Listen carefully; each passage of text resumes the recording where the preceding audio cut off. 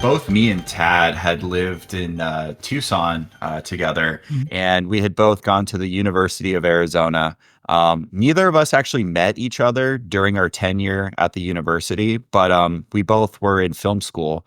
And I guess we never had the same class because I never saw Tad and Tad never saw me. Granted, we were like in different programs, but I feel like our paths should have still crossed at some point.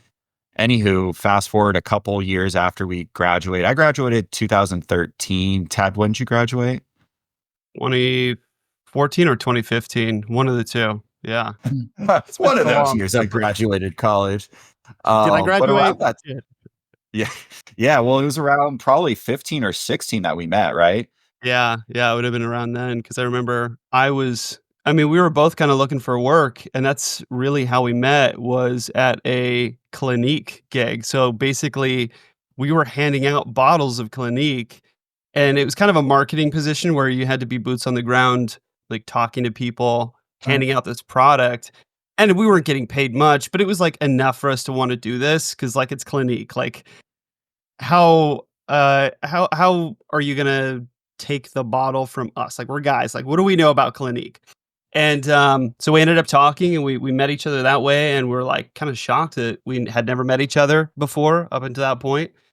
Um, yeah, we were in the film program, and we both had a love for movies, for film, for television, just kind of clicked, and then from there, the magic just transpired. We started working together. We ended up living together at one point for quite a while too, like Jason was saying, and that's kind of where the idea for a film or something related, because we were doing Yeah. films and we were doing stuff, but we hadn't done our own project. So it was when Jason was directing the show, and I was assistant director on it that he brought me on for. And I approached Jason. I was like, "Hey, I want to do something with video games because we both have a love for video games." And we kind of had an idea for like a YouTube channel, just basically like kind of a deep dive into like an MTV version of going into development offices. Right. And so we went to the last E3 in 2019 to kind of get ideas to kind of spiral in our head. And it's funny, I was just talking to a friend of mine yesterday about that last E3 because that was the last E3 that has ever Yeah. happened and might ever Uh, happen again, right? Most likely. Um, and we were kind of going around and meeting developers, meeting people to kind of just get general ideas, and we kind of left that with some ideas, but nothing firm. And then it wasn't until Jason, you knew somebody that knew Mike J, right? yeah, this girl that I was kind of seeing at the time, she was hanging out at my house, and I told her, "Oh, I'm trying to make this YouTube channel with my friend. It's going to be about video games or films, yada yada." And she was like, "Oh, that's a really cool idea. I actually know someone that works on video games." And I looked at her and I was like, "Here in Tucson, really?" I'm like, "What game?" And she's like, it's like some game called Postal." And I was just in shock. I was like, "Wait, Postal?" I'm like, "Huh?"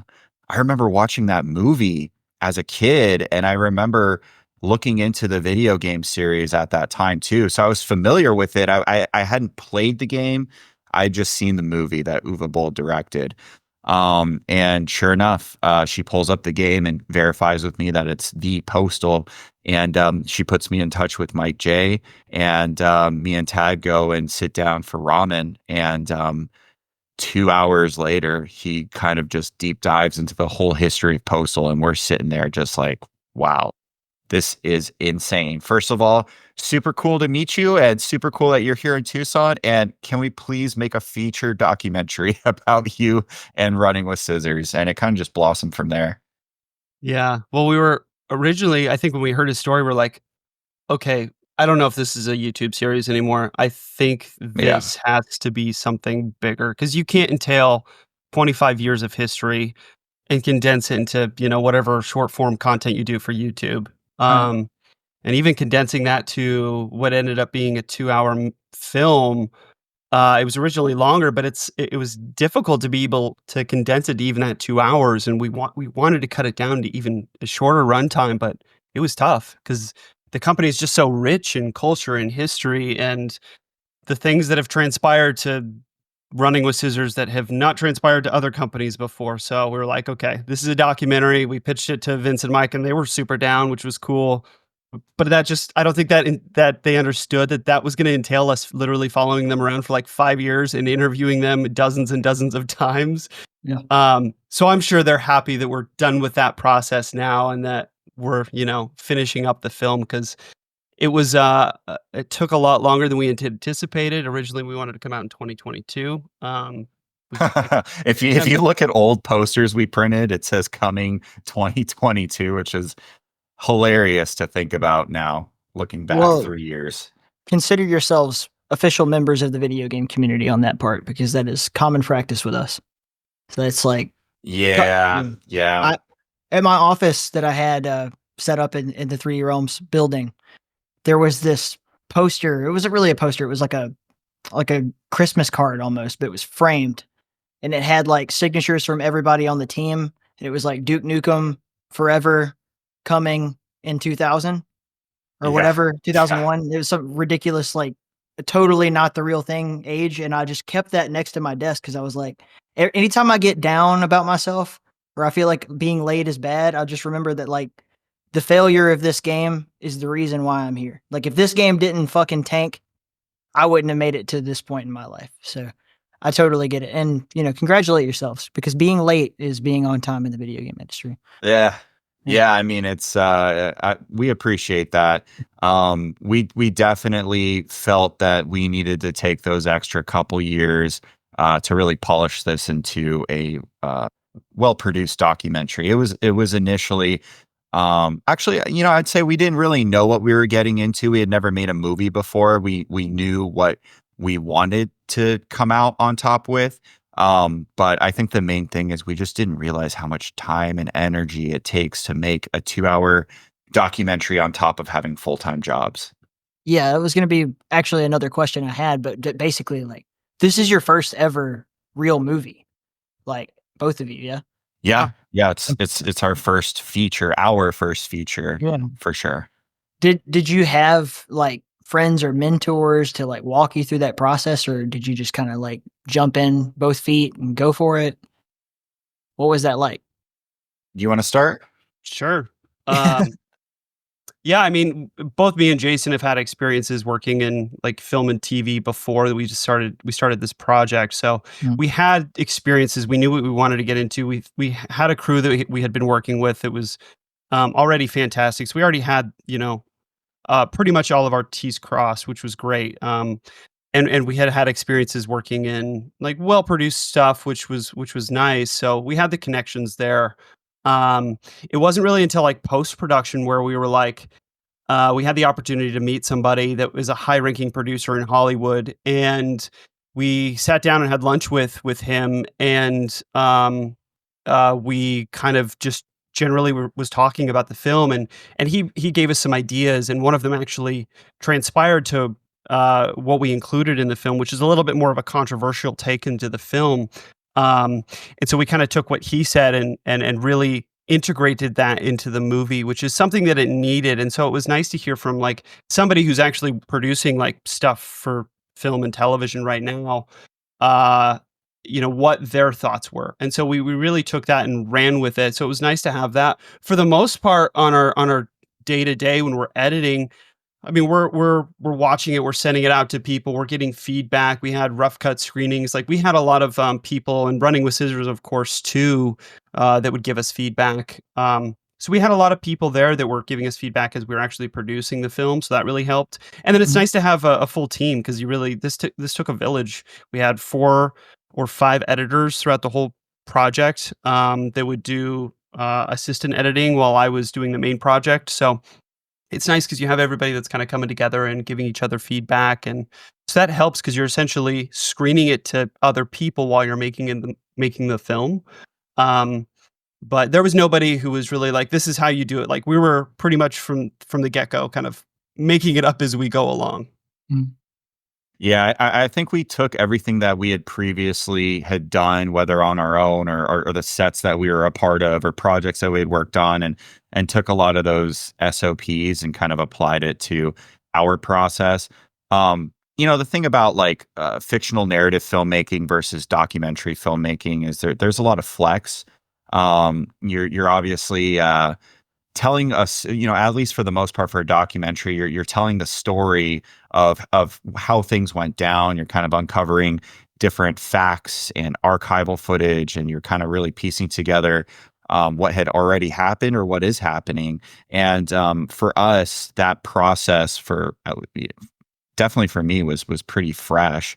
I hadn't worked on a documentary before, but we understood the general direction of what to do and how to do it.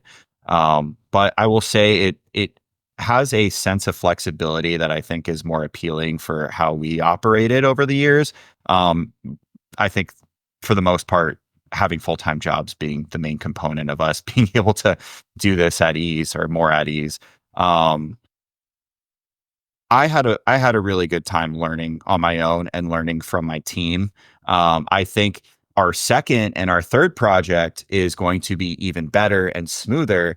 But like Tad said, we really did learn as we went along, and I hope that doesn't deter anyone from thinking that we cut corners by actually, we actually took the long route on things for this documentary. We spent extra time because we were learning and making it as we went.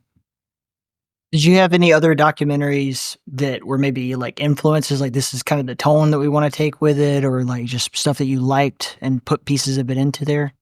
Yeah, I think both of us had a lot of influences. Personally, I've always loved documentaries, Mm. but it wasn't until I started producing this with Tad that I became a big fan of documentaries. And I mean, we watched anything and everything that would help us along the way. I know both of one of our favorite documentaries is a Netflix produced miniseries called Pepsi, Where's My Jet? And there's a lot of components we took creatively from that project that really helped us kind of tell this story and how to tell it. It used a lot of archival footage. It was very based around a phenomenon that happened in the 90s. It's about two characters that kind of have a huge age gap that kind of come together and become buddies through, this endeavor they're trying to overcome. If you haven't seen it, watch it. It's fantastic. But I'm just, recollecting just random aspects of it that we really liked. And The King of Kong, I don't know if you've seen that documentary, but it's about this gentleman who's trying to beat the high score of Donkey Kong, and he kind of goes through all these like hoops and hurdles to just make sure he beats this score. And the current score holder is sort of the antagonist, and so they kind of go through this journey of how this guy can overcome and be better. So we've seen tons of game documentaries over the years, anything based on games. I'm sure Tad has a couple favorites of his own as well. Yeah, there's so many documentaries these days. It's hard to keep up, and especially in the video game industry, there's actually not a lot of video game documentaries, which I guess is good for us because like throughout my whole process, I was like, I want to be one of the better video game documentaries. Like that's my goal. I want to be able to not just tell a story, but have an emotional story too. And that helps based on just running with scissors. They're underdogs. They've always been kicked when they're down. So that really helped with the story. Um, and then throughout the process with Postal 4, because we were filming during the making of Postal 4, like we started when they basically started making Postal 4. And so we always thought throughout this whole process, like, oh, Postal 4 is going to come out. It's going to be this like huge comeback for Running with Scissors. And it's going to be great for the film. We're going to have this huge happy ending. They finally have come back from all of their transgressions. They've been kicked down, and finally they get to show the man that they have made a good game. And then it comes out and it's the worst video game of 2022 by Oh, Metacritic, oh yeah. which is crazy. But also, I think and I tell Jason It's this, so very Postal at the same time. totally, that helped us in a way too, because they still keep going on. They still are continuing to make games. They're still updating Postal 4. Like, even though they were kicked down again and again, and now again, Mhm. they've come back. Or they're not saying, "Hey, we're killing Running with Scissors. We're still making games." There's a really good quote in the film from a gentleman named Brock Wilbur who wrote the Postal book, who interviewed Mike and Vince, and he basically just goes into this kind of dialogue about how they were kicked down so many times, um, and how they keep coming back up. And there's not any other video game developer out there that has done that. So that really helped our story in a way, just naturally. We didn't have to adjust any of the storyline. We didn't have to like fake anything. Like Running with Scissors story is great for film because it's constantly ups and downs and mostly downs for the most Mm. part. They So truly are the Sisyphus of the video game studios. Like they just keep doing it over and over and over Totally. again. Uh, Yeah. I wanted to kind of dig into like your discovery of how it went along, like just the actual story of the studio, starting with Vince, and then actually Postal 2, despite everything, still considered to be amongst video game people like one of the coolest games ever. And then Postal 3 is dog shit garbage, right? Did you guys talk to Wojtek Mroczek during the film at all? No, we did not. So Postal Brain Damage. So this is when I entered the story, was unveiling Postal Brain Damage to the world at the first Realms Deep, right? And that was the skit that the three of us literally met each other to do. Yeah. It was like that whole thing. So that's like the best Postal game because it wasn't made by Running with Scissors in a strange way. And Is and I that thought, different from Hyper Strange? yeah, that's Hyper Strange. Wojtek was at the time the head of production at Hyper Strange. Gotcha. We interviewed Chemik over at Okay. Hyper Strange. No, really good dudes. Yeah. Sorry, I wasn't associating the two together at the time. But yeah, no, continue on. It is a great game. It's just like it's the best. It's like everything that's good about Postal and a game that works functionally as expected. You can't get any better than that. And then, so I thought that would be the comeback. But Postal 4 was like right around the corner. And then it seems like Postal 4 somehow kind of, even though the game was very successful, it's like it somehow still is the story. The story is still that they put out a shitty game when in fact they put out a great game almost at the same time. That is so wild. Yeah. Right. No, it's funny that you say that because we actually don't include Hyper Strange or Postal Brain Damage at all in our feature, at least to a narrative level. There's shots of B-roll and gameplay, little clips of animation from the game, but we actually thought that it retracted from the overall Running with Scissors story. I am editing, actually, in fact, the Postal Brain Damage special feature that will be a standalone piece that tells their coming of together process of creating Brain Damage eventually. But we just couldn't quite fit it in the story without it detracting from the whole aspect of them being like resilient and never giving up and this You and can't that. show them winning. It's like, Yeah, so there was like two major factors that played into us not including it. One was the runtime. Our film was creeping up towards 3 hours. And if there was one or two sections that we had to cut back on, it was really Brain Damage was one of them, unfortunately. The other thing is, again, it just narratively didn't quite fit the ebb and flows of what we were looking for. But yes, you're absolutely right. Brain Damage is a very highly rated Postal game, but I think a big factor for us too was they didn't technically develop it, right? So we were trying to associate the games that were mostly Running with Scissors, I guess, involvement. And granted, you can make an argument that Postal 3, they didn't develop that, but I think they had a closer hand in how that played out versus Brain Damage. But yeah, I mean, I think if you watch the standalone piece for Brain Damage, you'll get a good grasp of how it came and went in the story. But I'm sure there's going to be some fans that watch the documentary and be like, "Hey, why didn't you include Brain Damage at all?" it's I mean, as you said, it's sort of more. Ironically, being called Going Postal, it's more of a documentary about Running with Scissors than it is about Postal in general. I get that. And the story behind the scenes is better than any of the games, in my opinion. And I think the first time I ever interviewed Mike, that was like the biggest thing. I was like, you guys are like the South Park of games, except less successful. Like that, this franchise has sort of single-handedly been the bastard that just kept on going for no reason. Like even if you were like, please begging people don't buy our games because they suck, people still keep going for whatever reason. Go ahead. I was just gonna say, it's funny you say Running with Scissors. I always thought that Running with Scissors was a good alternative title for the film because it Mm. really is about them.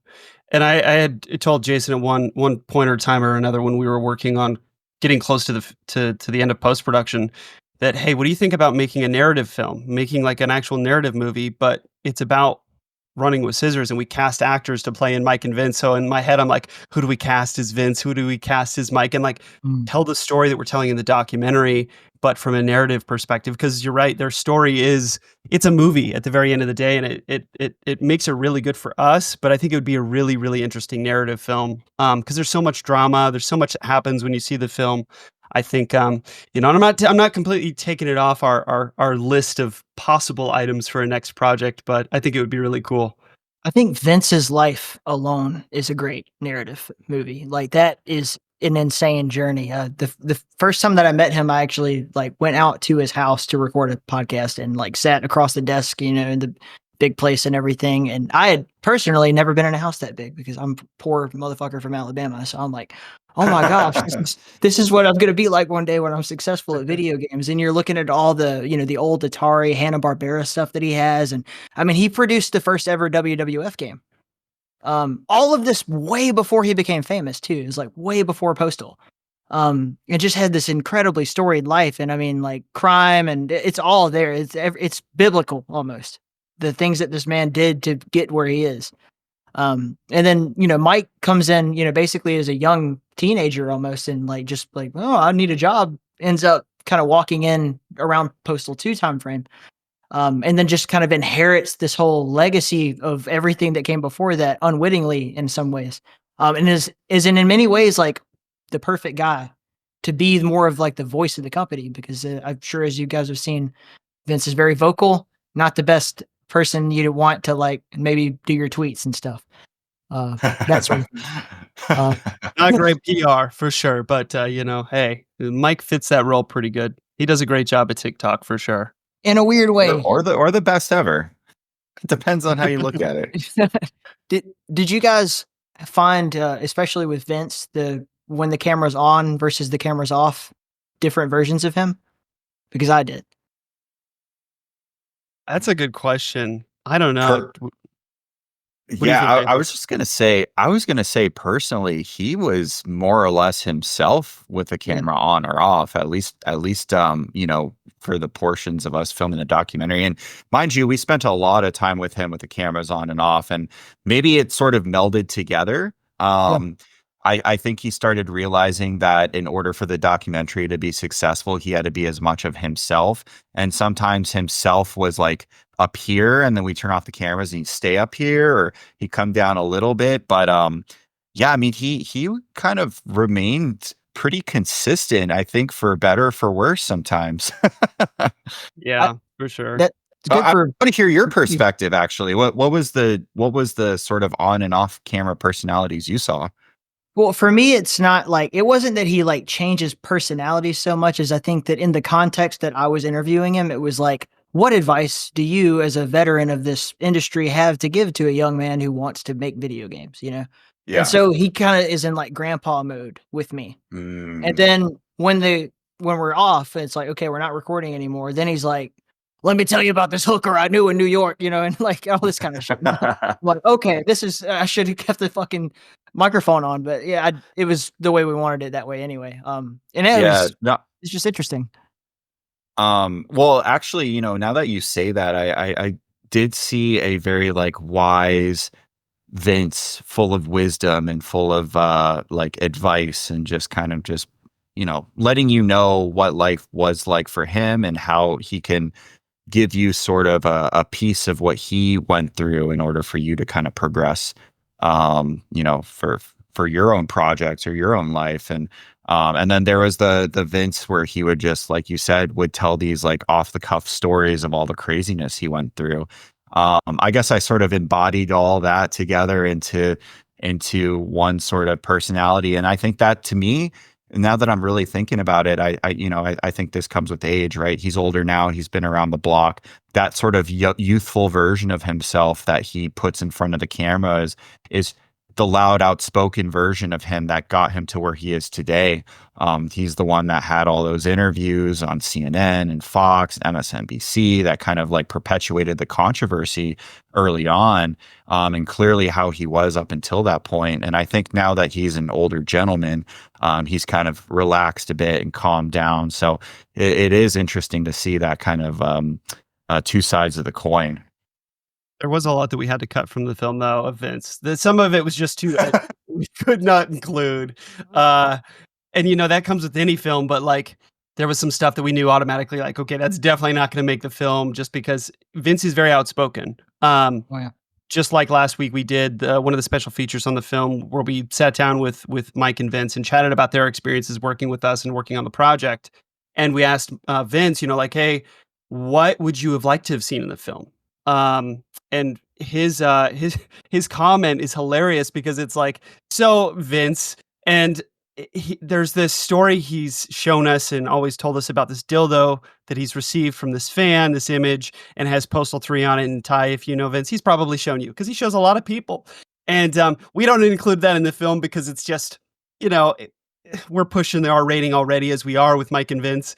We couldn't include it, and Vince is like, "Why didn't you include the dildo? That's what I wanted in the movie." We're like, "Sorry." You guys met John St. John. Oh yeah. I have a friend who will remain unnamed, who made a Duke Nukem butt plug and mailed it to John St. John. And wow. I was the broker of the deal. I was like, John doesn't want to give some random guy an address. I'm like, hey John, I have this guy who wants to send you a butt plug. With Duke Is it Nukem for on John or was it for John? It was for Duke Nukem, which means it's for John and Duke. One of my favorite things about Postal in general is the type of person who becomes a hyper fan of Postal, aside from us gentlemen, is a deranged lunatic.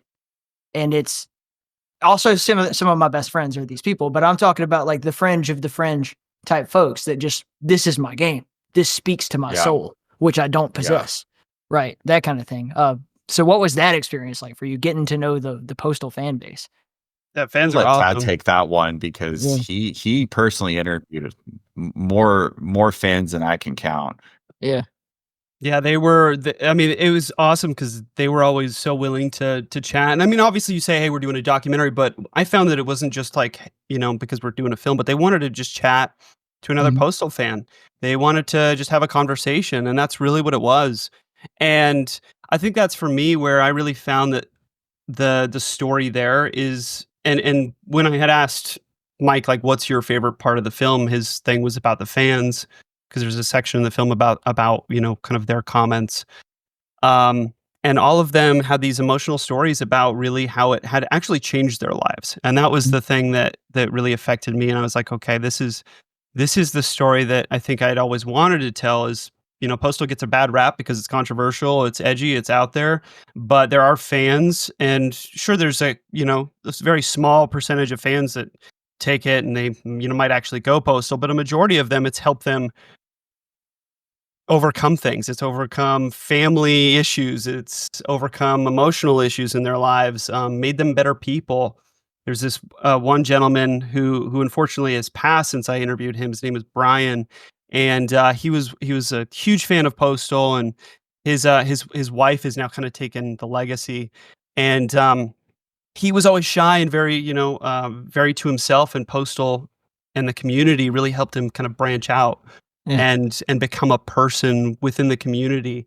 And I think stories like that are always super important because, and you hear that from video games, but when you hear it firsthand from people, it's really emotional and really powerful. So that was kind of like my goal in the film is to chat with the fans and I didn't have to pull anything out of them. It was just honest.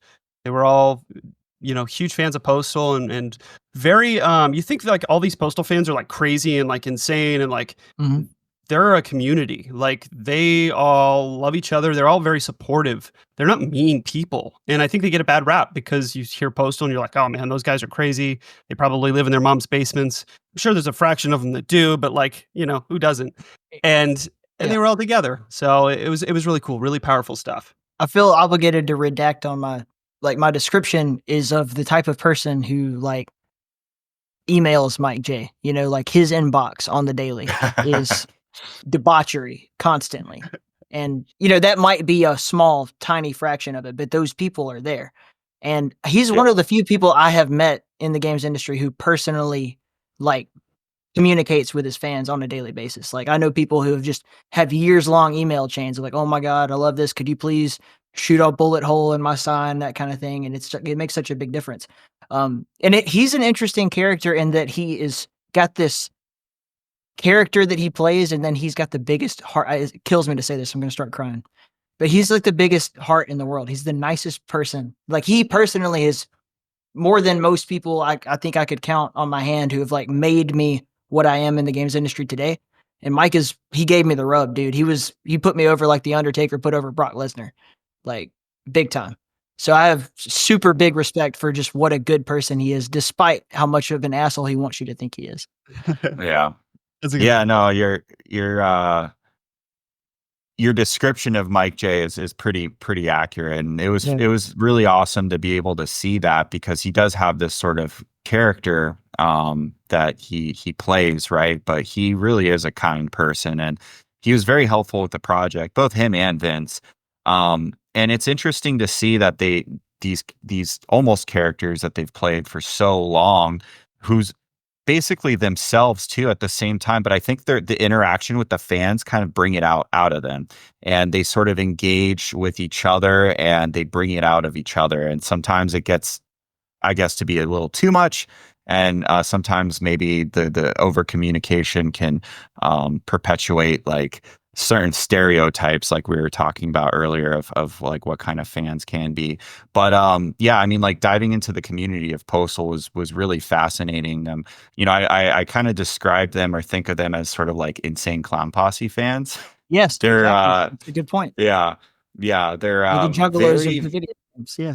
totally. Um, they're very dedicated. They're very obsessive. They bleed it, they live it, they breathe it. There's no rhyme or reason as to why it's so attractive to them, but it is.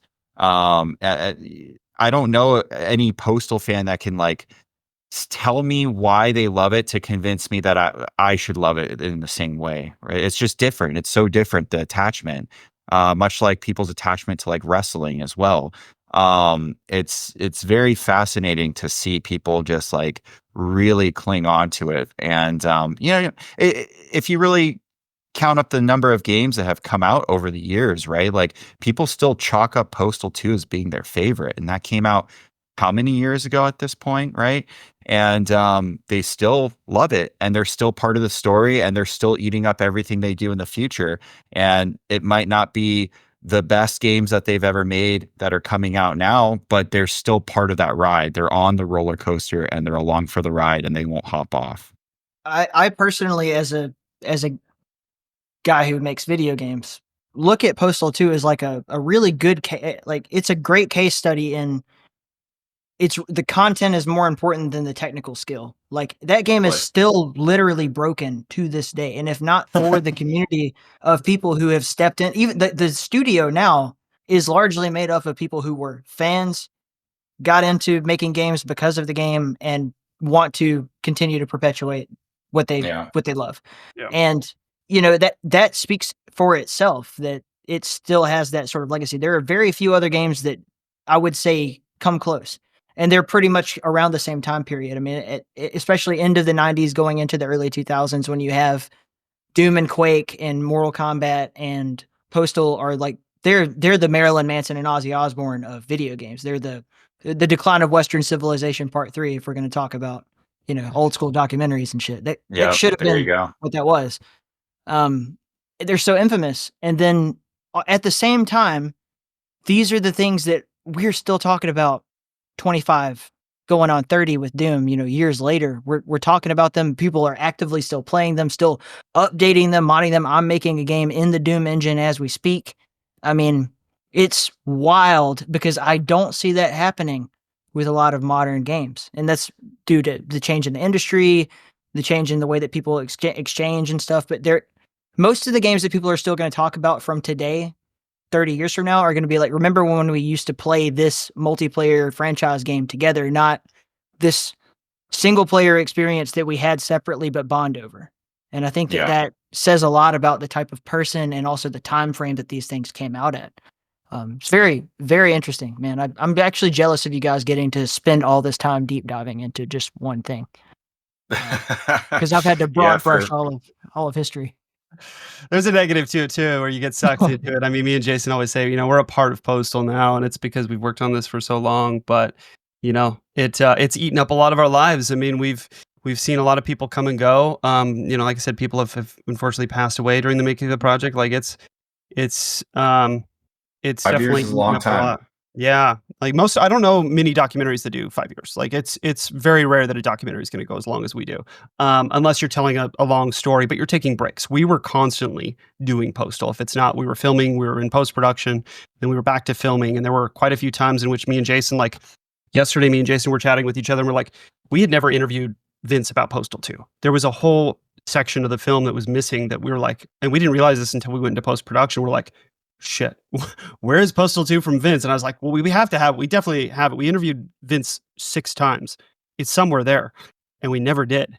We had to have Vince re-interviewed a couple of years ago. And that would happen pretty much constantly, or the story would change, or we would need to add something. But yeah, it was a long project. I know that we're excited to take a little bit of a break before we start the next one, so I can just catch up on sleep, because I have been up till 2-3 a.m. every night working on this film up until this point. You said you were working on a game? Oh yeah. In the Keep's got 2 games currently in the works, and maybe some other things that I won't talk about on the air. But yeah, it's I had to backtrack there for a second, because that's awesome. You guys met me when I was just starting out. I mean, my involvement in all of this stuff pretty much began. I mean, I was already doing my podcast, but when I got involved in Realms Deep, and then that sketch that you guys filmed of me basically robbing Mike Jarrett and unveiling that trailer and all that stuff, led to the rest of my career. I mean, that's for me personally. You guys changed my life in a way.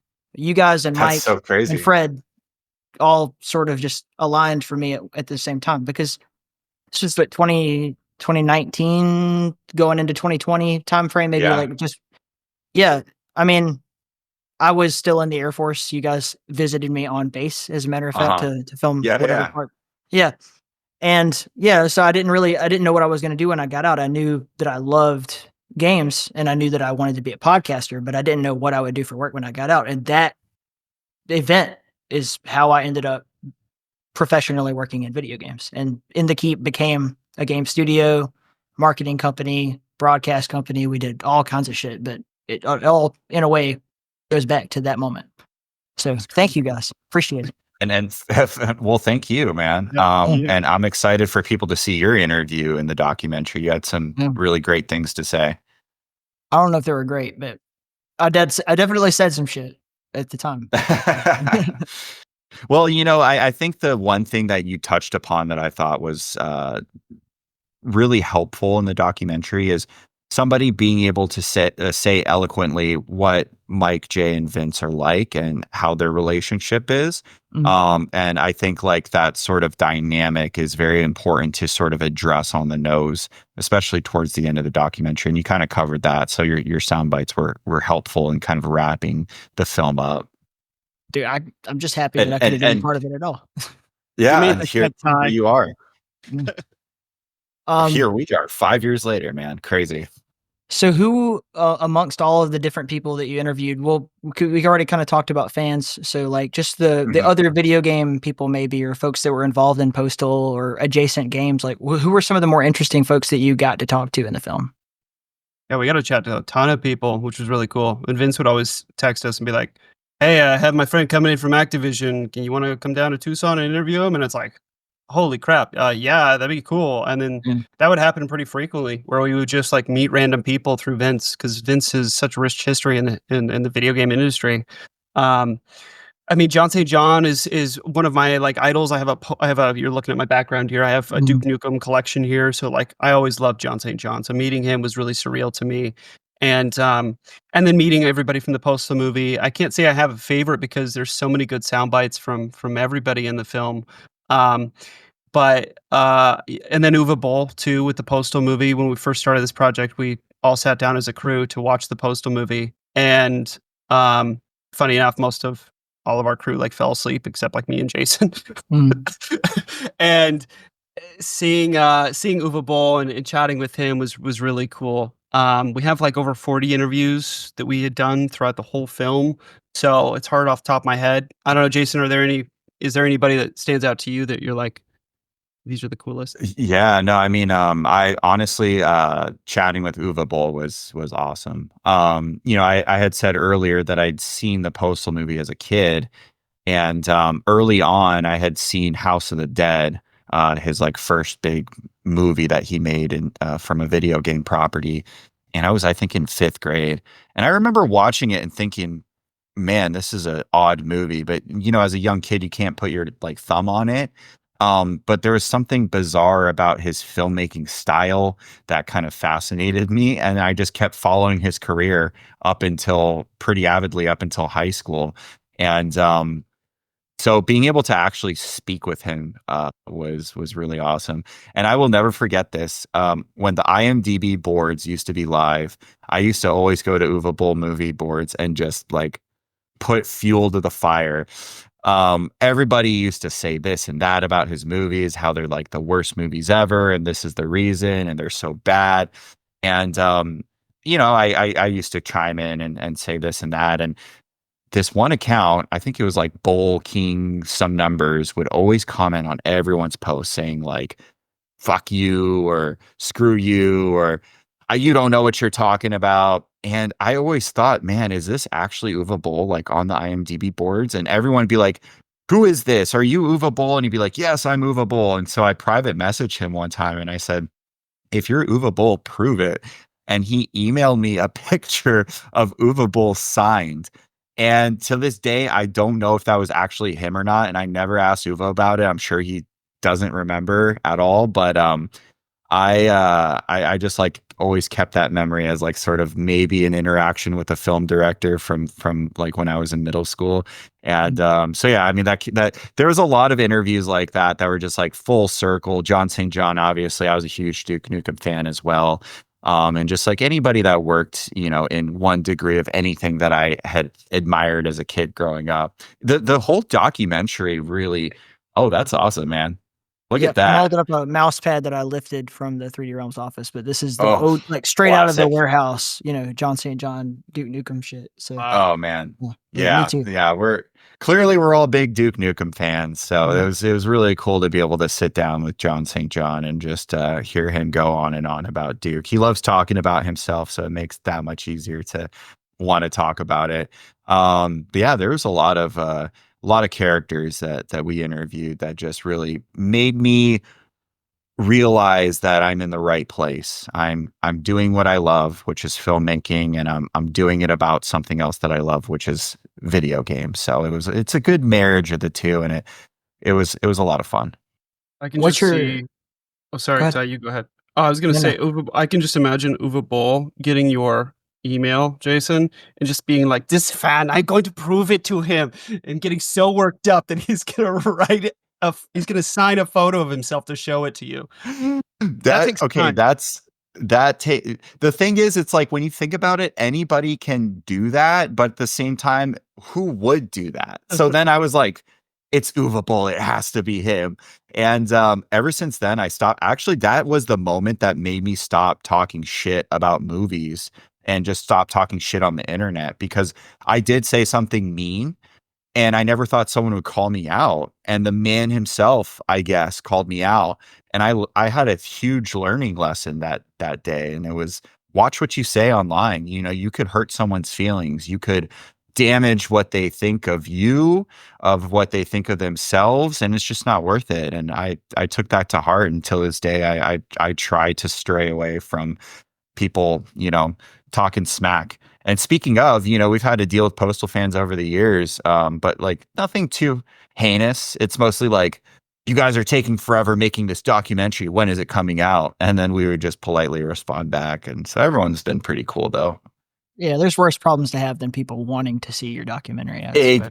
Exactly. Good perspective there. What's your favorite U of A Bowl movie? Wow. I've never been asked that before. Okay.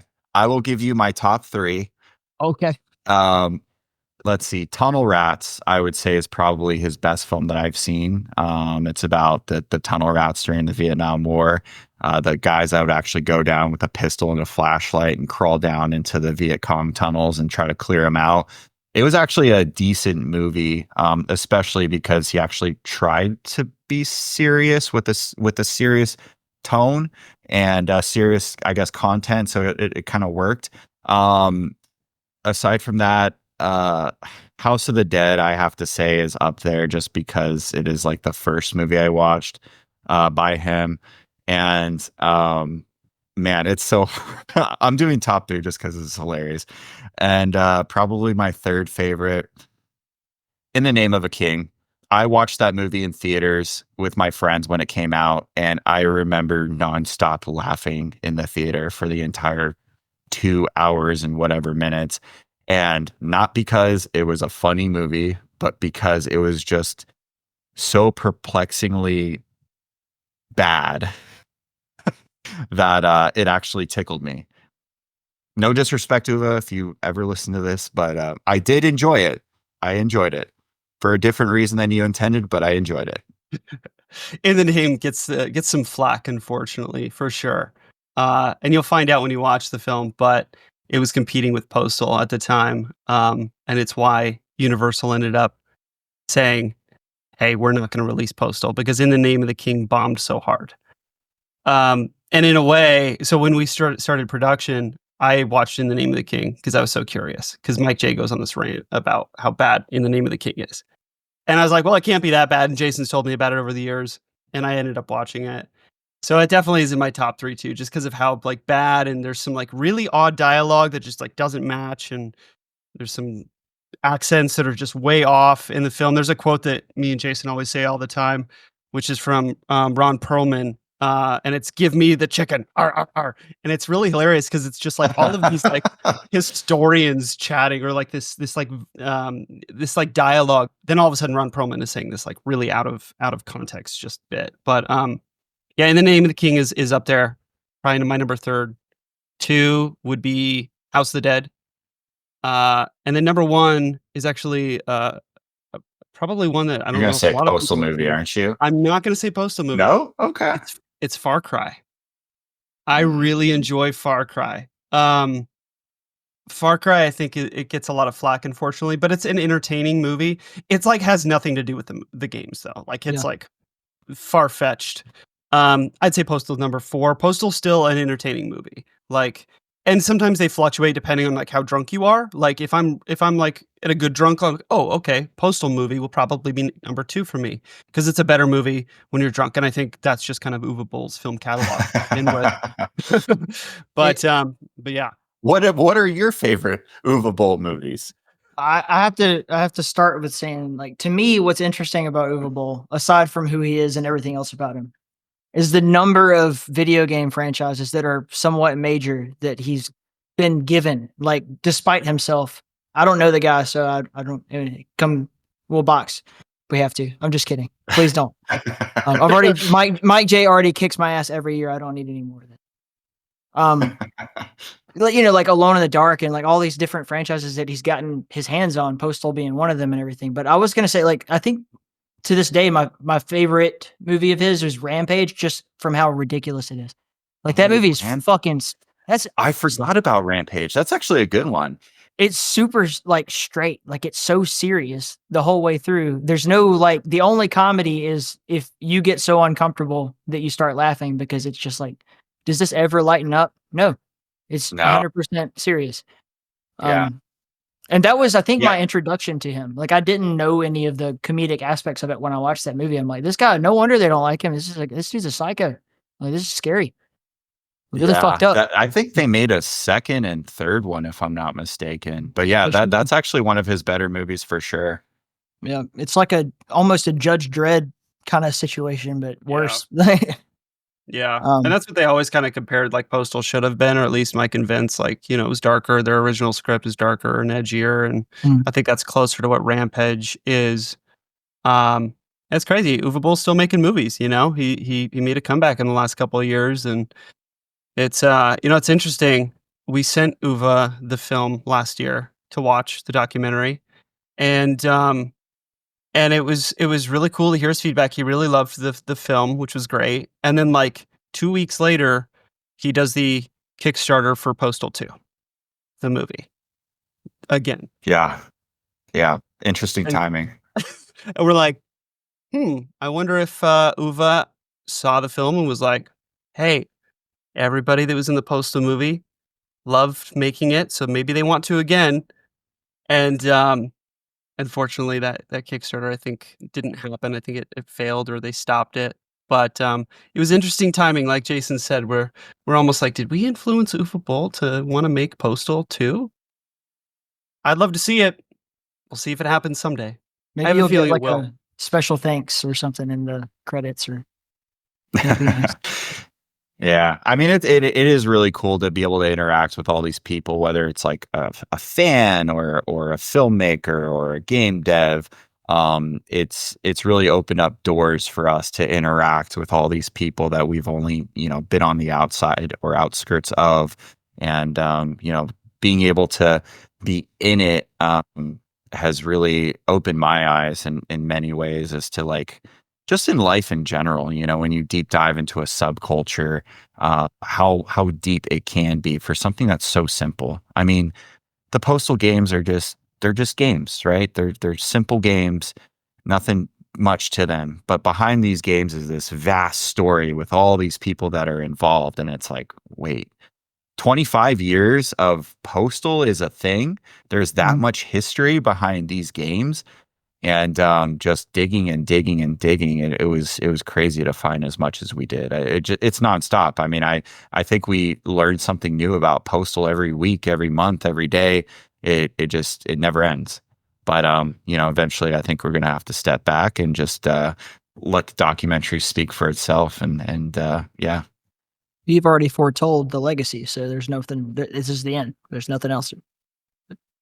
I'm Nothing hoping. else. Yeah. Nothing else after this. um, Honestly, I think that Postal is especially Postal 2. Postal 1 it definitely has its place in gaming history, but as even talking about the film, very dark, right? But Postal 2 really does, for me at least, inspire a lot of thought about like the morality of the person playing the game. And of course, that was reflected in the media. I mean, this was I showed by the way, I showed my grandmother the trailer, and she said it looks awful because of the subject matter. So that's probably the highest review I think you're gonna get. Tell But grandma thank you. Nice. I will. She'll Did our probably listen job. to this. But like it's so interesting. I've talked about this probably a few times on the podcast, but the game gets all this flack for being this violent video game wherein which you go postal, and of course that's in the name. But the design of the game is such that if you don't shoot anybody, nothing bad happens to you. Like it is actually like a trick that they play on you. That what do you do if we just put you in a game, have some people be mean to you, and there's a gun there, and every single person just picks it up and starts going crazy. Totally. Yeah. That's the game you're playing. But I don't know. It just raises so many crazy questions about like what is it about society that needs this sort of thing? And like I even said before, it's sort of the South Park of video games. And one of the most interesting things, community wise and on the Running with Scissors side, is that they do live updates. Like before games did this. So like Grand Theft Auto, if you're talking about you're trying to describe Postal 2 to somebody now, I'm like, well, it's kind of like Grand Theft. Actually, it's a lot like, man, Grand Theft Auto and Postal have a lot. You know what? It's just like Grand Theft Auto. It just falls into that, and they're like, man, they were doing a lot of really innovative things before most people were even into it. And the story being like, basically, you have this wife who's just awful to you, and who knows what Postal God did to deserve it? I don't know, but that's Yeah. we're playing from his perspective here. And there's like almost this sort of like real trauma that only someone who has experienced this could possibly put the anger in to make this game.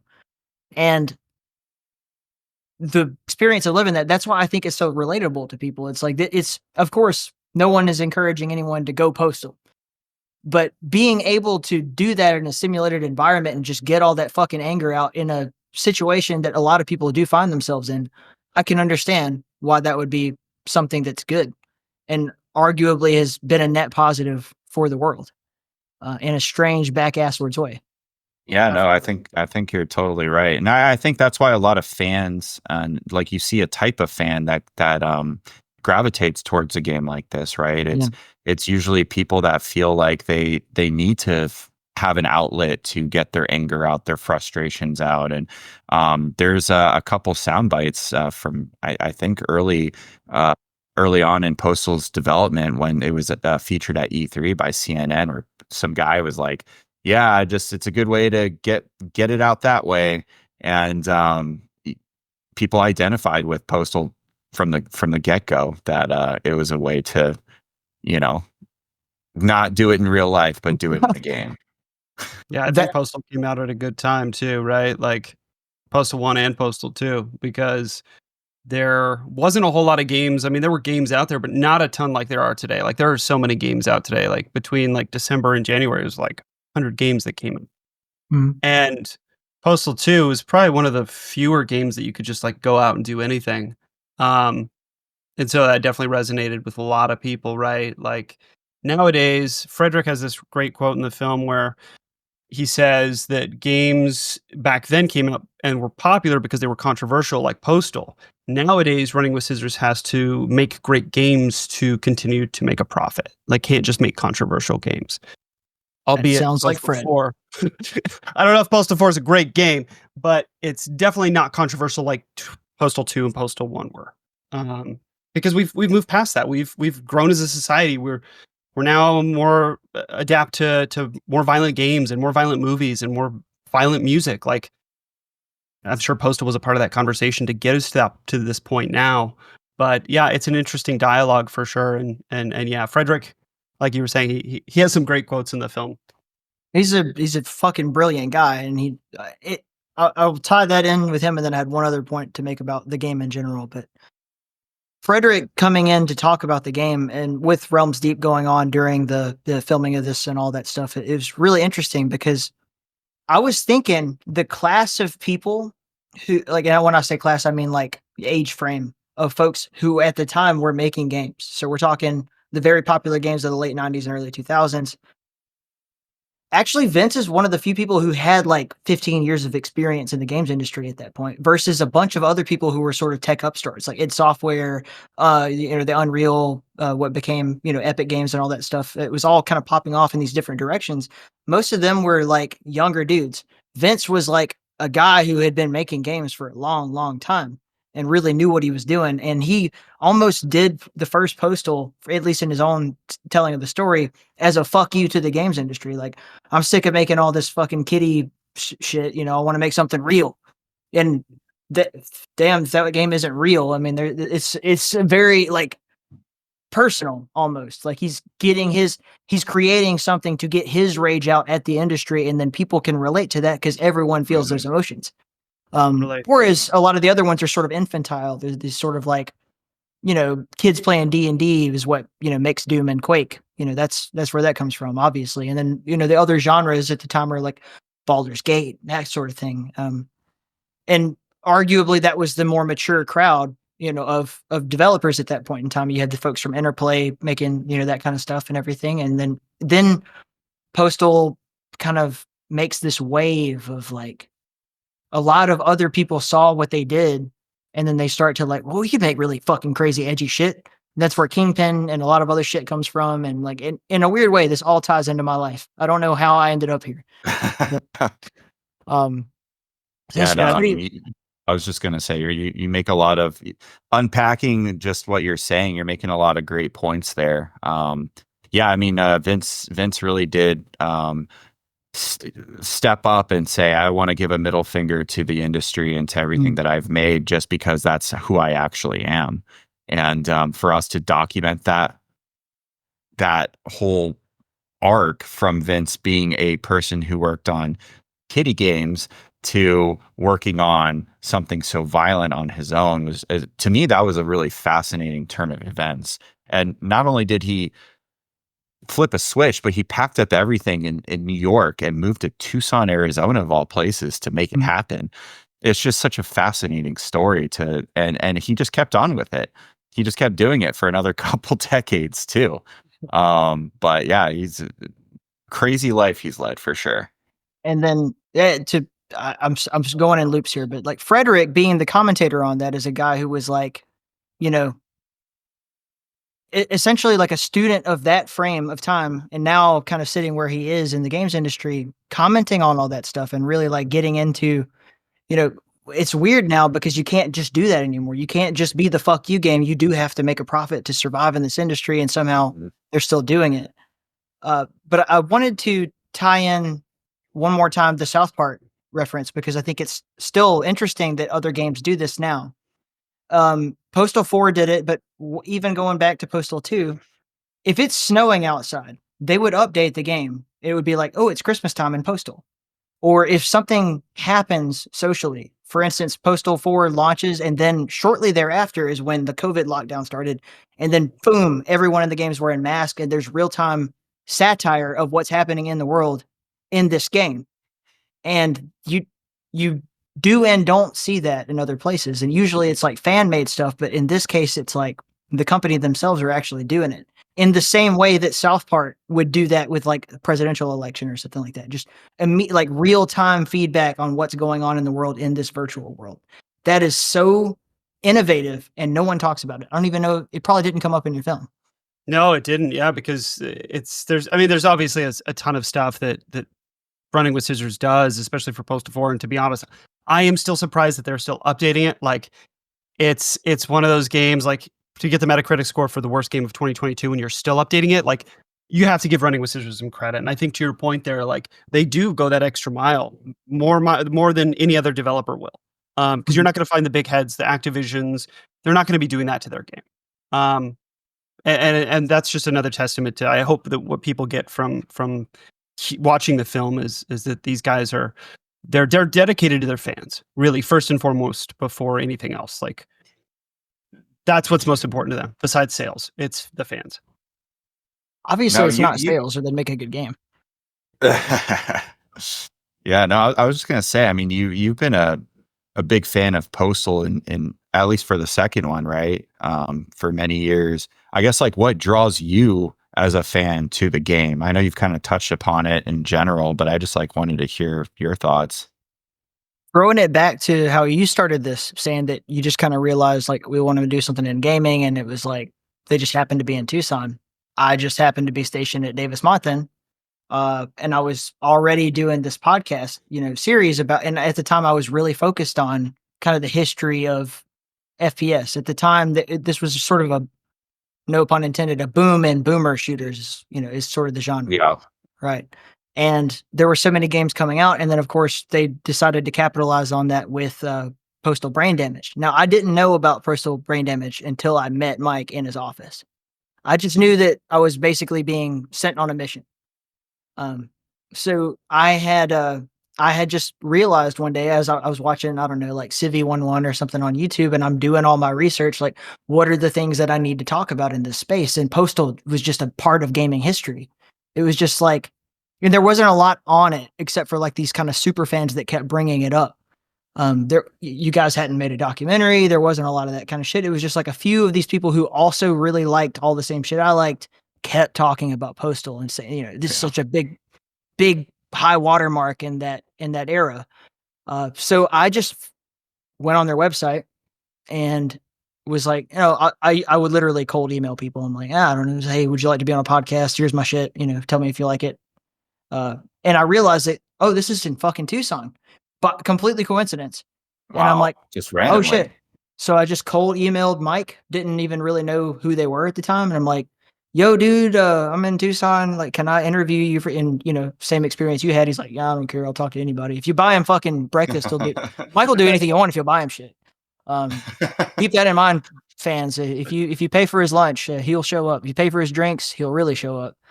And if there's pretty girls around, he'll definitely show up. Ooh. You could make a whole documentary about that man. He's the living, walking, actual like Neil Strauss, like from the game.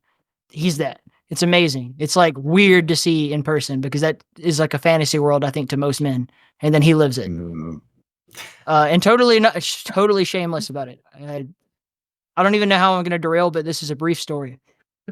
Me and John Merchant and Mike and Luke Feenan, who's the guy that keeps is Mike's henchman, are hanging out downtown in Aalborg.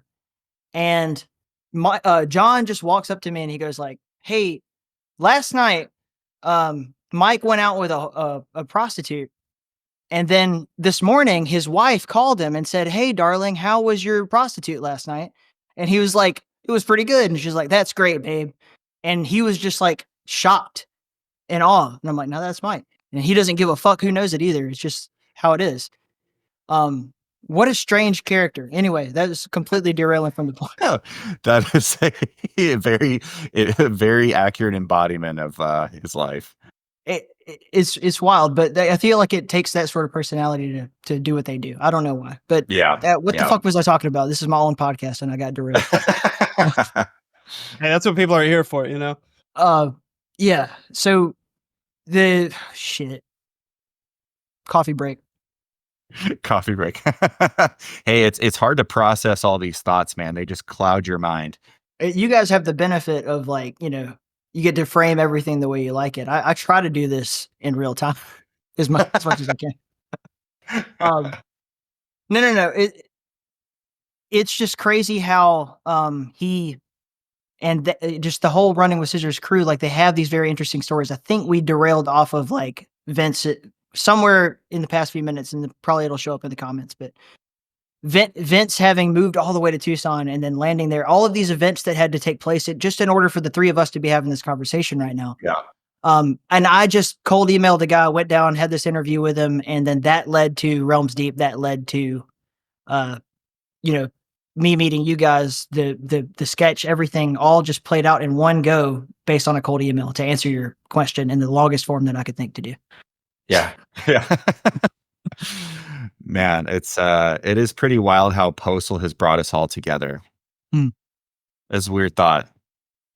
Man, we are part of the Postal community. Yeah, you are going down this because of Postal. You will sit next to Uwe Boll on the people who made movies about Postal. Like that will be your legacy in a certain way. Your legacy foretold. Yeah, our legacy foretold. There, nice plug. I think we've gone on about spring. Yes, coming out this spring. Make sure you see it. Pre-order now on Blu-ray. Yeah. There you go. I wanted to depart from Postal and just talk about you guys as filmmakers. This is your first feature thing. It's going to come out. You're going to have something out in the spring. Pre-order now. And then what's next? What do you do after something like this? Yeah, that's a great question. Me and Jason have definitely had a lot of talks about this. I don't know if we want to give any specific details, but we do want to keep it like there's a couple ideas for gaming related documentaries. Obviously, over the years, we have so many ideas. People that we meet, like Duke Nukem, we're always like, when we started with John St. John, we're like, man, a Duke Nukem documentary would be really, really cool. You have to get a lot of people to agree to be in the same room. Well, that's like the part of it. And what I tell Jason is we're journalists at the end of the day. And that's kind of the core of like what documentaries are. Now in the film, we don't take a bias on video game violence. We kind of give all the information out to the audience. And so I think that's just important as just who we are as documentarians. Yeah, there's a lot of stuff. I know we want to take a little bit of a break, but it's kind of like I was thinking about this the other day. It's addicting. Like filmmaking is addicting, especially when you get to the point where we're at now, where we're like the film is coming out, it's finished. You hear like the final music, you hear the final score, you hear the final sound mix, and you see it like colored. It's taken a lot of people that have helped us get to this point. So, and it's been an expensive process too. We started with a budget of like $40K and we're like, yeah, we can make the movie for that. And then it spiraled to like where we're at now, which is like close to $200K. to make the film. And mind you, that's a low budget for a feature film. You know, and even for documentaries, but still, man, it's an expensive process. So hopefully first we recoup our costs. Yeah. Then we'll talk about there you go. projects. Yeah, no, for sure. Yeah, you know, I think for me personally, I've always wanted to. Now, I don't know if this is going to be after the documentary or sometime later in life, but I've always wanted to write a book. I've been jotting some book ideas down, and that's going to be on a checklist for decades to come. But I mean, following this project, though, I definitely want to just keep expressing myself creatively, whether that's in music entertainment, which is my day job, through filmmaking. You know, I'm working on a YouTube series right now as well. But I think just taking everything that I've learned and just continue to grow as a filmmaker and continue to learn, whether if that's the next documentary or you know, a crazy book idea. I think me and Tad are both creatives at heart, and having this project to have an outlet has been wonderful. And I think just like learning sort of the idea of working with a team has been a beautiful thing with other creatives. So all in all, I mean, it's just finding the next project, the next story to tell, the next way to tell the story, and just continuing on in life, and not letting this be the first and last, making this the first of many. I don't know. I could think of like a million different game centric things that deserve a documentary. So honestly, the hardest part for me, like putting myself in your shoes, would be just choosing one thing. Like you had the benefit of stumbling Yeah. into this story, but like now it's like the sophomore rock album thing. Like you have to deliver Mhm. again with pressure and eyeballs on you and stuff. That's difficult. But I mean, a Duke Nukem documentary, if you could pull it off, would be very interesting. Um, I'm trying to think of like some other like really controversial shit that hasn't already been done. Like there's a few really solid YouTube channels that have extensively covered certain things. Like I don't know that an id Software documentary, I'm sure it would do well monetarily, but it's like there's nothing new to say that I could think of. Yeah. Um, Yeah. Yeah. It is interesting to try to find a story that hasn't been told, that, you know, maybe people know of enough to where it deserves a feature documentary. I think we really did hit a gold mine with Postal. Enough gamers and people of interest know it to a degree where they would probably be interested enough in watching it. But not enough people know it to where it's like in the mainstream, right? And that's always been sort of the Postal story. So finding that next story to tell, where you kind of have that happy medium where you want to tell a story that hasn't been told before, or tell it enough to where in the way that you're telling it is new or unique, but also finding something that's interesting enough that keeps you afloat, right?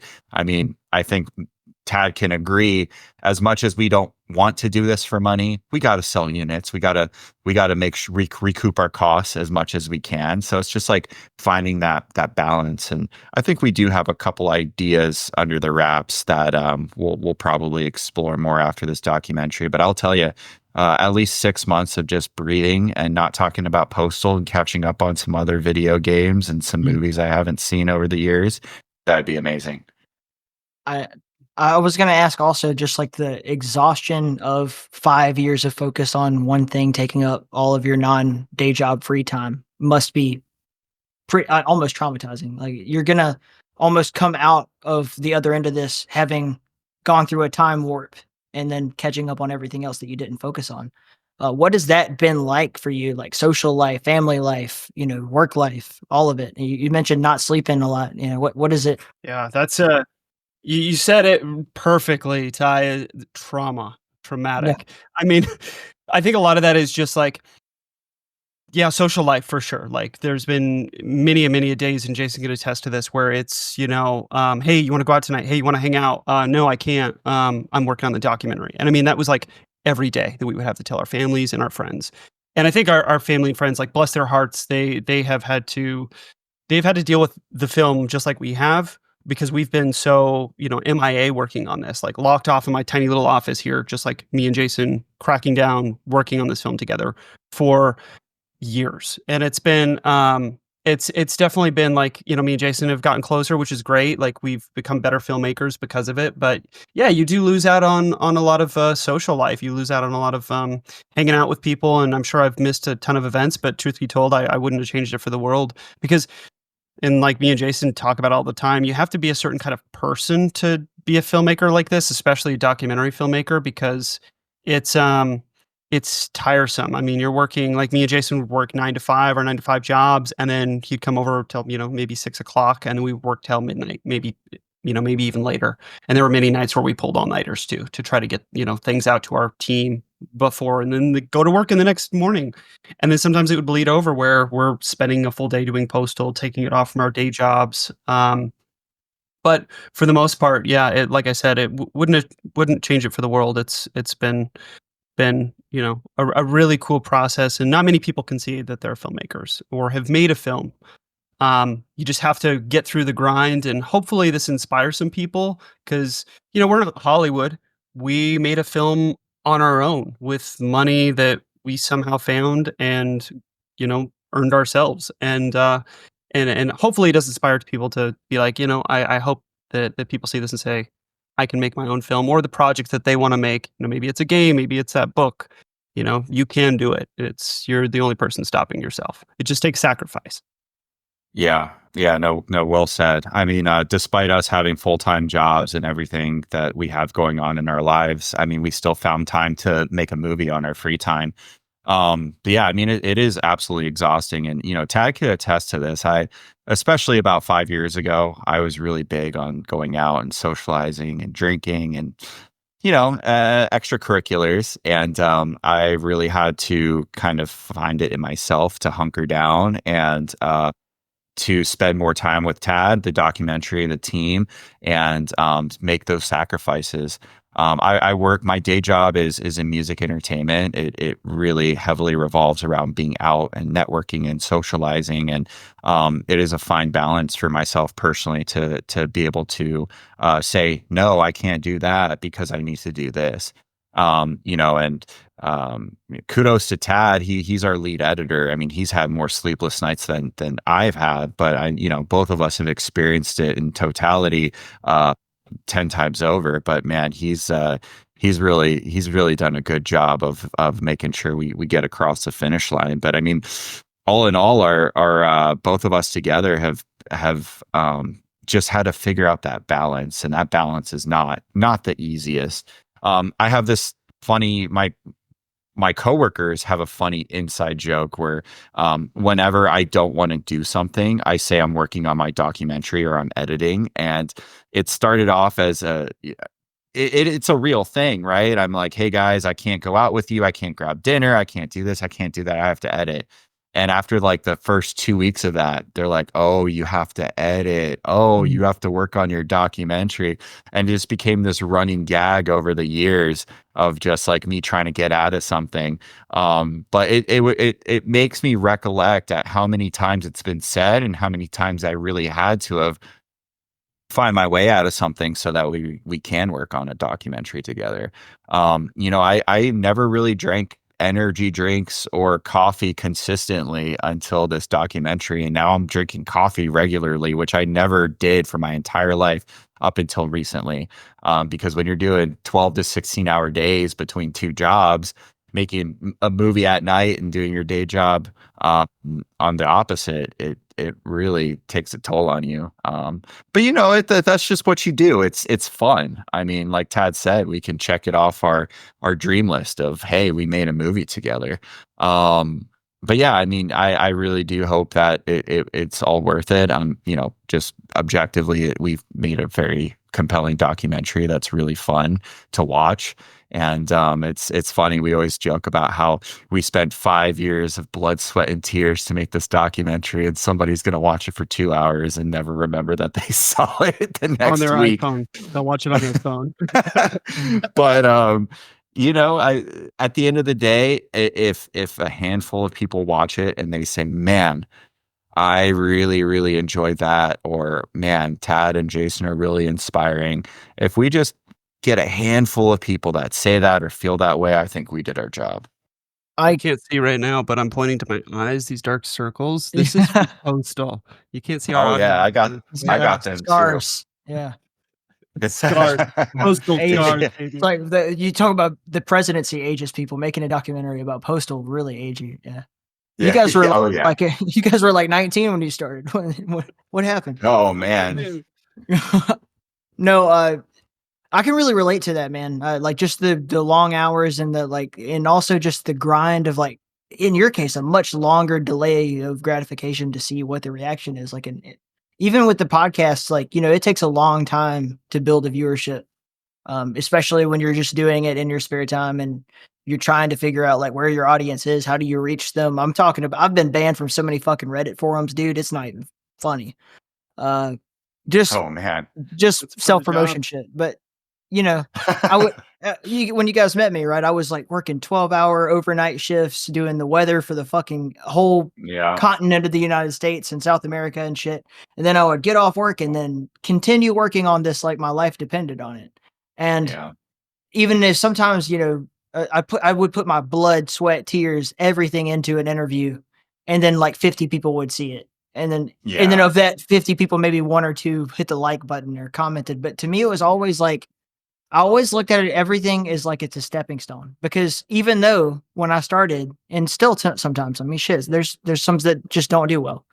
And I don't really measure it in that way anymore. If it's 50 people even click on the damn thing, all that matters is who saw it and how much it meant to them. Like, even if my podcast was never like a money making enterprise, and it's still, it's okay. It pays for itself and it's done a lot for my life. But the real value is the connections that you make. Like, I wouldn't have ended up going to Europe and working and, in this giant thing we call the games industry and talking to people. I wouldn't have been in a fucking documentary.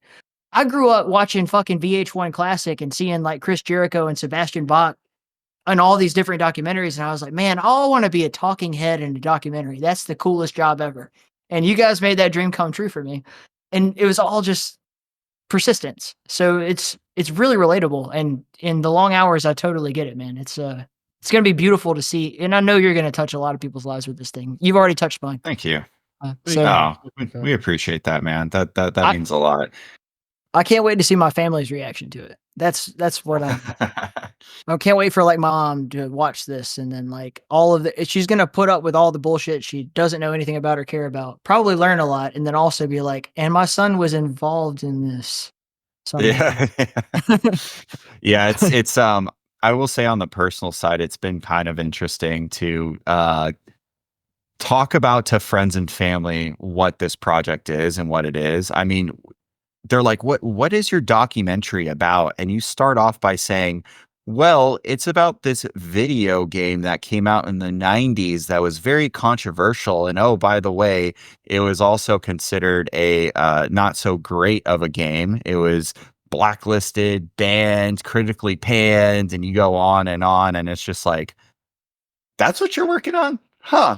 not Okay. not not just the reaction of like the critical world, because I think that's an important part of the story is like this game was like legal action being taken against them. They're in lawsuits with the United States Postal Service. There's fucking whole countries taking them off the store pages. Like and back in the time when there were physical copies moving too, like they were losing money.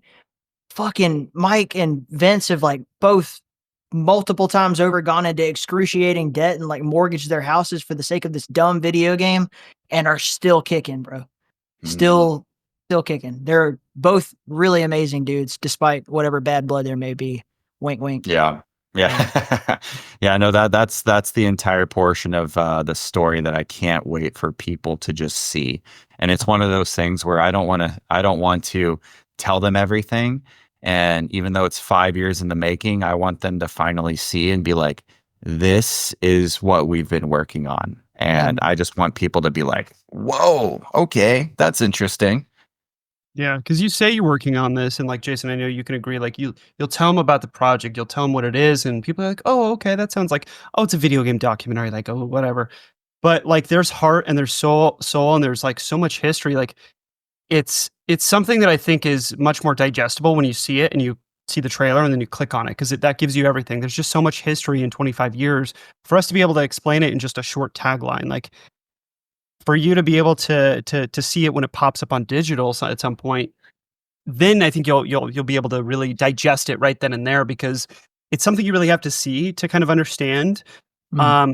Just talking about it just doesn't do it justice because it doesn't sound like, I mean, it sounds interesting, but like to the level that Bending the Scissors went, it definitely, it makes, that's why we ended up doing a documentary because it just is, it's such a great fit for a documentary style. Totally. If you guys could make a film about anything in the world you wanted, I mean, forget about even if people are dead, you have all the budget you want. Like, what is it in your mind that's like the most interesting story you would want to tell? That may be a really hard question, but if I had an unlimited budget and I had the team behind it to really tell a story, I'm a big history buff. I mean, I can't tell you how many times I just sift through history and I'm like, why is there not a movie about this? Personally, for me, I don't know how much people are familiar with Roman history, but there's a series of wars called the Punic Wars, and Hannibal Lecter, you know, that name famously comes from a general named Hannibal who fought against the Romans in the Second Punic Wars. And this dude marched through the Alps with elephants and his entire military, lost about half of them, and fought against the Romans and crushed them in battle over and over again for 10 years, just wandered around Italy, crushing the Romans. And the Romans ended up beating him at his own game 10 years later. And it's just the most fascinating story I've ever heard. And I hope one day someone makes the movie. I know it's not going to be me. Not even Ridley Scott can probably tell this appropriately, but that's what I personally would make a movie on if I could. I don't have a great answer for you, unfortunately. I think we're so rooted into documentaries that my mind is just built for like, what can we do on a budget? And like, sure. right? Let's go with that. What's that answer? For me, I think we have, it really kind of goes into where we want to go with our next projects. And for me, there's so many interesting things, not just about video games, like specific video games or studios, but video games and the industry as a whole. And there's a whole lot going on in the industry right now, which I think could be discussed in a documentary, and I don't see anybody really doing that. So you talk about layoffs, you talk about the all of the hacks that have been happening in the industry. You see all of the crunch that these developers are going through and how it affects their lives. And I think that's kind of more of an interesting story that I'd like to explore at some point, is just kind of the hustle that video game developers go through and the traumatic things they go through. A lot of them like get their social security cards and their credit cards and their identities like stolen from like these hacks and things. And I think, that could be, an interesting topic that we've kind of, explored, but, yeah, we might be the next documentary, but let's sidebar on that when you're get your spiel out, but we got a whole another hour on this if you want, man. Yeah. Well, I mean, there's so much that's happening in the industry right now too. You hear about the layoffs and you hear, so I think, developers have it hard, and I'd really like to touch on that. And then obviously like narrative project. I'd love to do a narrative project. I'm writing a script right now that I've been writing for a couple of years, which is me, and like Jason was saying, he's a history buff. He knows more about World War II than I do, but I have kind of an idea where it's like a time travel World War II story that I've slowly been writing. And I don't know. We'll see where it goes. I mean, I'm just happy to get it down on paper and just feel like, okay, this is something that I could potentially approach at some point. But you're telling me you would never make an Indiana Jones based film?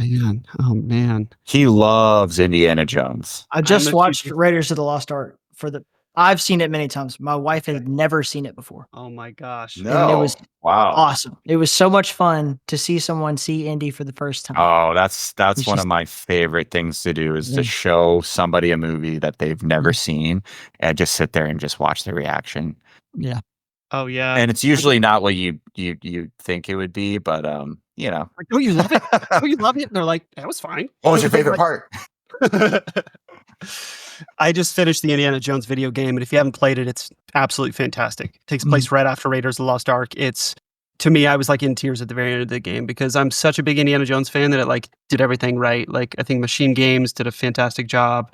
Just quick sidebar. Troy Baker's a great Indiana Jones too. I went in very like skeptic about Troy Baker's is Harrison Ford, but he does a really fantastic Harrison Ford. So if you haven't played Indiana Jones and the Great Circle, definitely recommend it. It's Yeah, when the game first started, I had to actually look up if it was Indy or not, or sorry, Harrison Ford or not, or if they were using AI. I'm like, man, he sounds just like him, like just enough to where I had to be like, is it him? But yeah, very well done. The Machine Games guys are fantastic. I mean, and they come, get this, from the Quake modding community. That's where they got their start. Wow. And Wolfenstein, and then now Indiana Jones. For the longest time, a lot of us thought they were going to be given Quake because Doom was doing so well with its software, and Quake was kind of like Quake Champions wasn't the biggest success in the world, and the franchise was kind of like not getting the love that a lot of people thought. And they were like, "Well, it makes sense. Just put them on it." They did a level pack for the Quake remaster that was released a couple years ago by Night Dive Studios, featuring Machine Games as level designers. And everybody thought that would be the next thing. And then lo and behold, they hand them the fucking Indiana Jones IP. And it's like, well, obviously. I mean, you're going to do that. But so great, Yeah. man, to see I those just guys. want Wolfenstein 3 at this point. Like, just give the Mhm. people what they want. I'm sure they're working on it, but Yeah.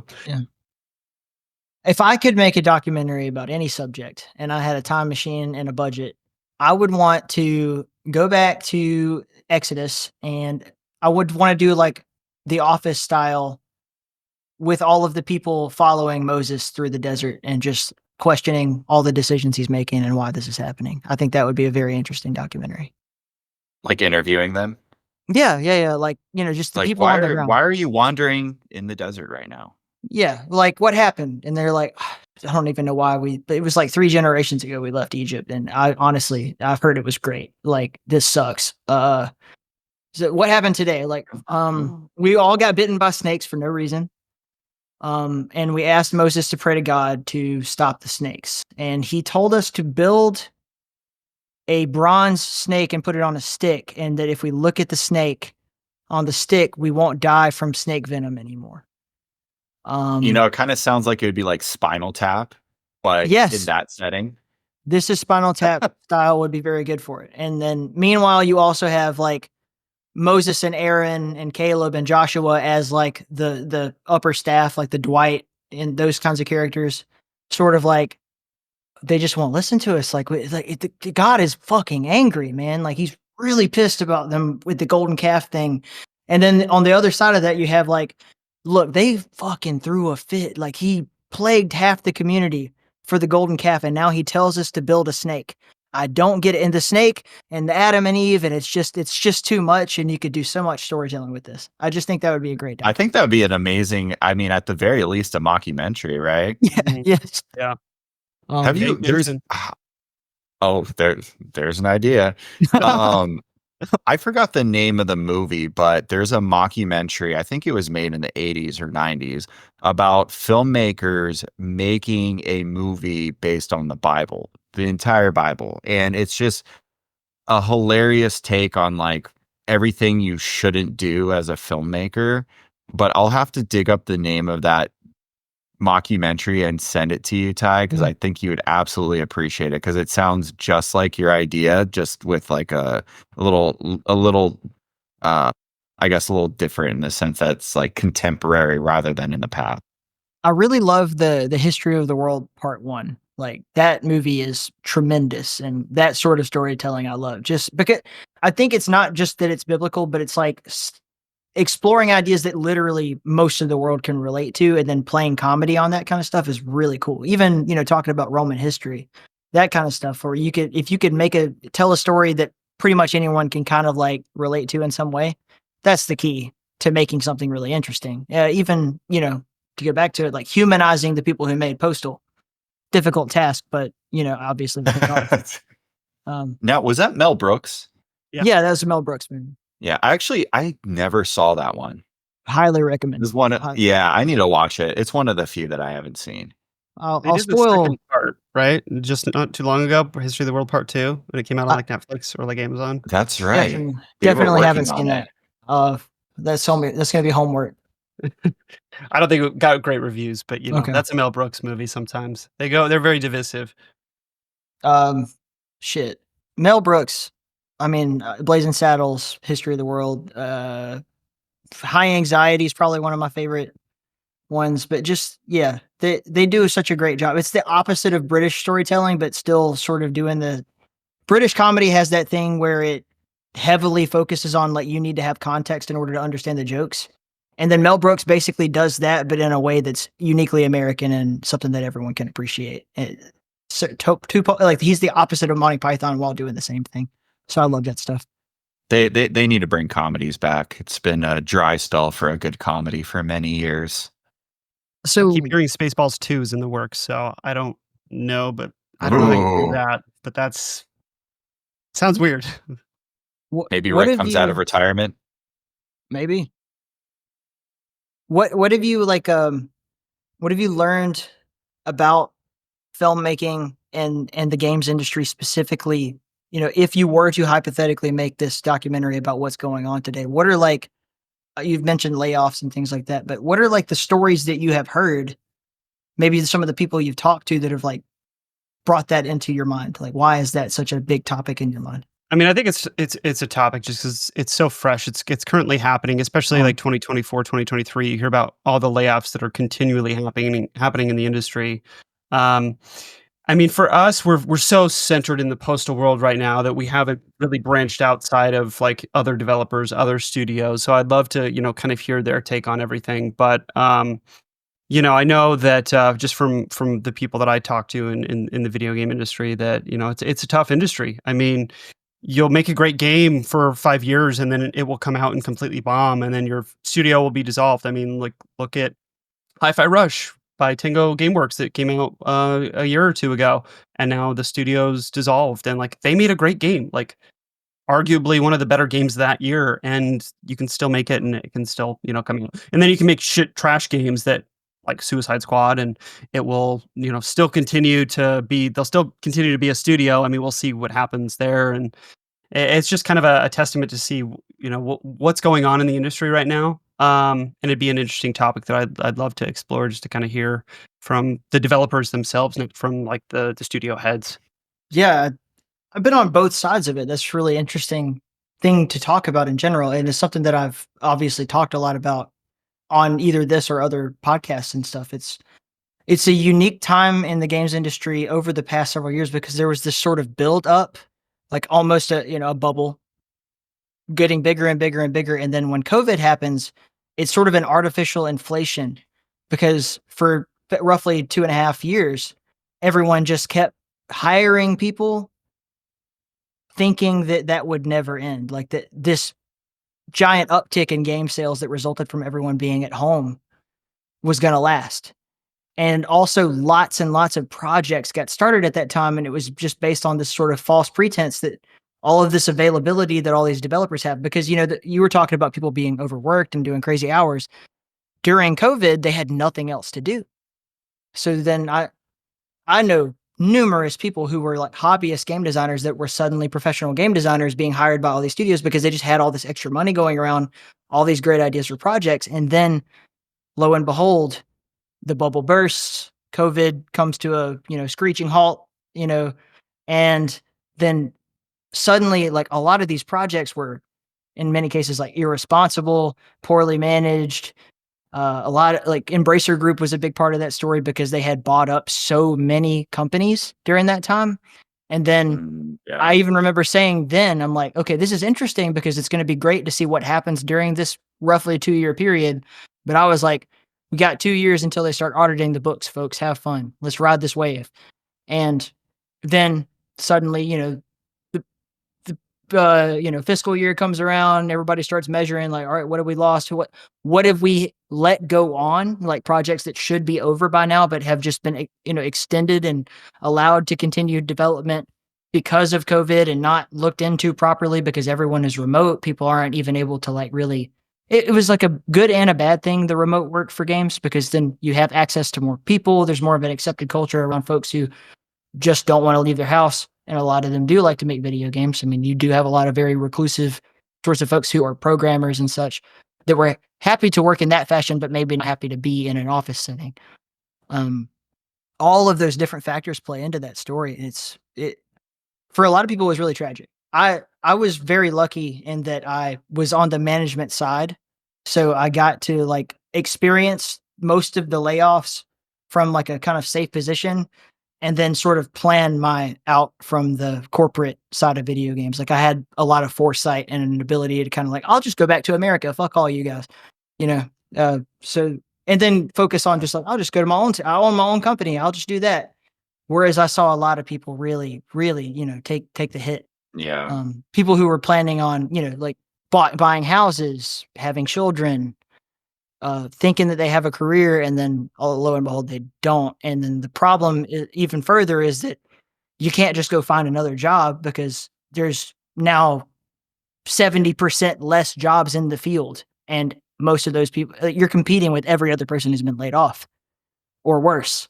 Right. And the even more interesting story, I think, if you take a few years to do this, will be the number of those people who found new studios right now and come out of the woodworks as big successes. And it won't be everyone, but there will be a lot.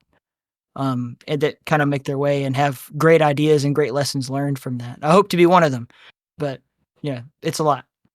Yeah, it almost Even seems it's more volatile than like the film industry right now. Like you can, I mean, make a great movie and 9 times out of 10 it's a success, but if you make a bad film, typically you're still going to work again. But if you make a bad game, like it's kind of a rough idea if you're going to be working again in the industry. it costs a And lot of money to yeah, make a video game. and then now you got the challenges of working with AI against you as a developer because it's Mhm. like, I don't know, is my job going to be safe in the next couple of years? Like, there's going to be a chatbot that can do my coding for me. And I'm sure that's a huge worry in the industry right now. And unfortunately, a lot of executives, I'm sure, are trying to cut corners, which as business owners, like, I understand it, but you know, people, have livelihoods they have to depend on, right? Another big story is the people who are, protected in that upper echelon, like the really rich guys that are rich no matter what happens, and the interplay between like sort of that this why does the CEO keep going while everyone else has to eat shit for them and all that. It's a very very honestly very compelling story, but it's not done yet. It's going to be like a big wave. Um, I love doing that kind of like whole industry analysis stuff. Just the boomer shooter craze from roughly 2019 ish all the way up until a couple of years ago. It was like everybody was jumping on that bandwagon. This happens over and over again with just genres in general, where like one game will pop off, and then usually it's like an indie studio knocks it out of the park and does a great game. And then other companies that have more money and more experience capitalize on that idea to get like 2 or 3 even better, higher selling games that were just like that one. And then all the other indies try to do it, and then they realize that it's over. The time to do this was 4 years ago. And the amount of money that people will spend trying to chase that, only to realize that they can't pull it off in a lot of cases. I mean, in 2021, I could not imagine spending $2,000 on a plane ticket. And then within a few years, I'm like, dude, it's crazy how fast you can burn through $14 million. They just set it on fire and watch it burn. Yeah. And amazing. Like it absolutely blew my mind to see just like how that can happen in real time, and understanding it and seeing how it affects, the people involved, like even the people who have to make the decisions, because there's a lot of empathy on the side of your publishers and your directors and stuff, where they're like, I do want to give this extra time. I really do believe in this idea. But then once you have a corporate, entity that wants their money back, now it's a mob boss comes in and smacks you around, probably some people Vince used to know. And, no, we want our money back. And the bright-eyed, bushy-tailed, people like me even, who like have the best intentions and everything, kind of coming to that reality. And that over the past couple of years has been a huge, honestly, sent me into a long wave of depression. Just some of the stuff that I had to like morally wrestle with. And Man, being on we're both gonna ends have of it. to pick your brain at some point. Oh, anytime, dude, or I'll just send you like old podcasts I did if you want. But, Yeah, there we go. Yeah, I'm I really mean, excited. it's You might be on our next documentary. I'll as long as you guys are making movies, anytime you want, I will come to you. We'll make it happen. Like I said, it was one of my dreams to be Chris Jericho, the talking head of every documentary. So I'm happy to. If it's got to do with video games, I'll make up something to say. We've burned a full 2 hours here. I don't want to keep you guys forever. Oh man, has it been 2 hours already? Well, pretty close. Just Nice. lessons learned, things you want to say, plugs you might have, shout outs. What's in your mind? Yeah, I mean, I hope everyone that's listening will, give our documentary a chance. You can go to goingpostaldoc.com to find out more information. You can pre-order a collector's version of the documentary as a Blu-ray. We're going to be releasing on all streaming platforms. By all streaming platforms, I mean 4 major ways to watch it, right? Amazon, Vudu, Google, and Apple. Come spring. So we're really excited for the documentary to come out. We put our blood, sweat, and tears over the last 5 years in this project. And me and Tad are very gracious to be on this podcast. Yeah, and all socials are Going Postal Doc if you want to follow us and find out more information and follow the end of our journey here for the release of our documentary. Yeah, so you're the first to hear it, folks. Amazon and Apple, spring. So yeah, we are excited to have the film out digitally. Then you have that Blu-ray. We'll be releasing a standard edition here very shortly as well. So keep your eyes out for that. And if you're a gamer, I think you're really gonna like the film. If you're not a gamer, I still think you'll enjoy a really good story. That was something me and Jason always wanted to tackle, was something that's not just a video game documentary, but stands on its own as a good documentary that your average mom and pop might put on. So general audiences, give the film a chance. I think you'll generally enjoy it because it's got a lot of ups and downs. It's not just the nerdiness about video games, but also a story about, the industry as a whole, starting from the 70s all the way up into today. So we hope you give it a chance, and we look forward to you seeing the journey. Well, really, guys, thank you for coming on the show. I could start tearing up. Like, you don't know what this all meant to me. Now I can tell my mom, look, Mom, I was in a movie, and I'm definitely the favorite of my 7 siblings now. So, yeah, y'all did it for me. This is better than Christmas, and I can't wait to see the movie. I can't wait to help you guys promote it as much as I can, and just Absolutely. keep making stuff like this.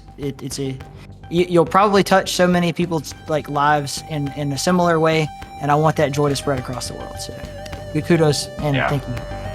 Thank you, man. Appreciate it. Thanks for having us on. We appreciate it. This is great.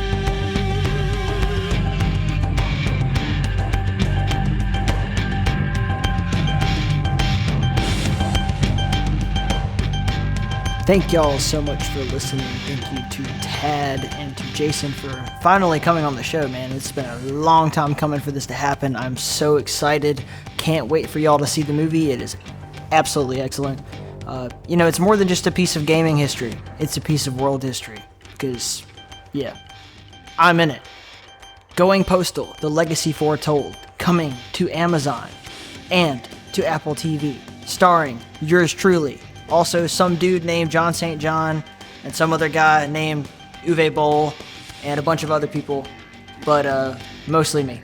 Thank you to all of our Patreon supporters: Shannon, Anthony, Michael, Frederick. Mwah! Love you, buddy. And Brad. You guys rule. Thank you so much. I literally, this show could not have survived all this time without specifically the 5 of you and also the other people who have contributed along the way. If you want to support the show, there's an easy way to do it. Go to the support tab on our website. There's also a Patreon button directly underneath the episodes in the podcast section. Without any further ado, I love you. God love you. Stay in the keep. Also, buy the Postal movie. Pre-order now. Right now. Links in the show notes.